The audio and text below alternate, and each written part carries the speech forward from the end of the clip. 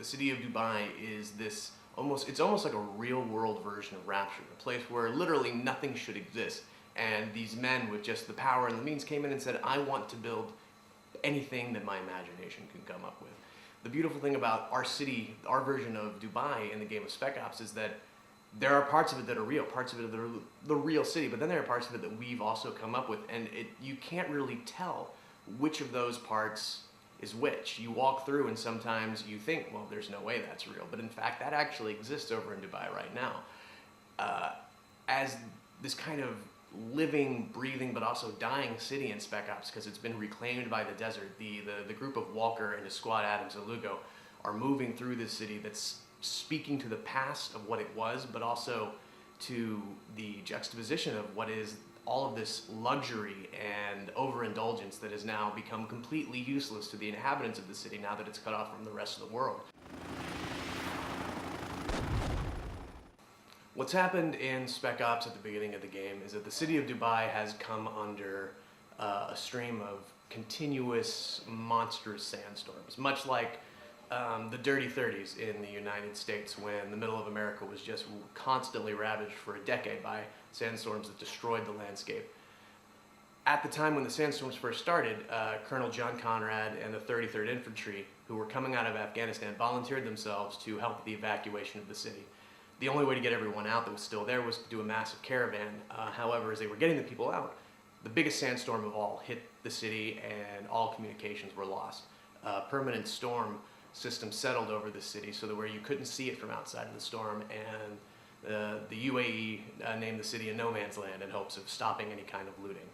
However, that's about 6 months prior to when the game has started. 2 weeks prior, the Department of Defense picks up a mysterious radio signal that has somehow made its way outside of the storm wall, and it sounds like it's Colonel John Conrad calling for help.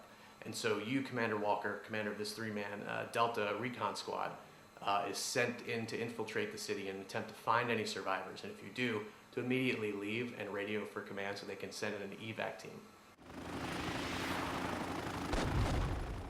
Well, Heart of Darkness was certainly a very strong influence on the game when we were originally coming up with the concept, and it's very obvious in the setup that the similarities are there, that the inspiration came from there. You have Colonel Conrad, this military man who has vanished into this kind of ruined wilderness of the desert that also happens to be inside a former metropolis, and this man, Captain Walker, who was sent and attempting to find him.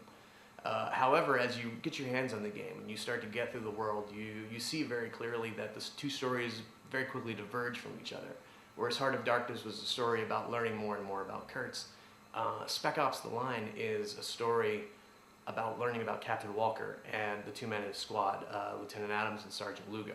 This has always been a story about what happens to good men when they're put in an increasingly bad situation, and how these three people begin to split apart, going on their own personal emotional journeys as they attempt to deal with the things that they are coming into contact with and the things that they are having to do in their attempt to save the people still trapped inside this city.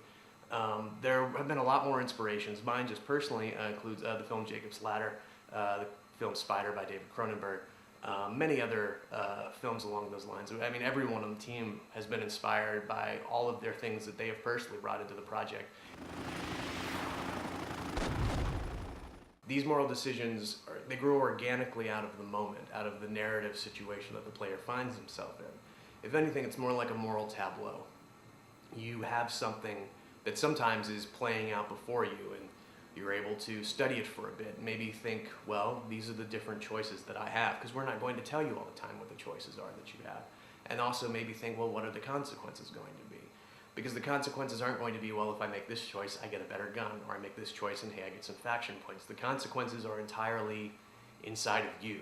Some of them will branch into the game, some of them will just branch inside the situation itself, but mainly, we wanted you to have to see the consequences of your action within the world and simply have to live with it, much like the choices that you make in your day-to-day life.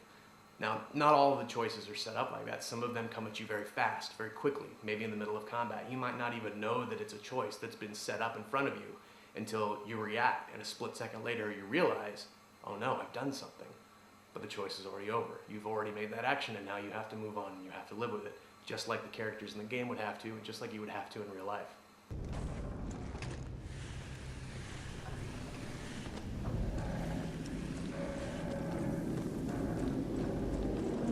God damn. All this stuff is CIA. This must have been their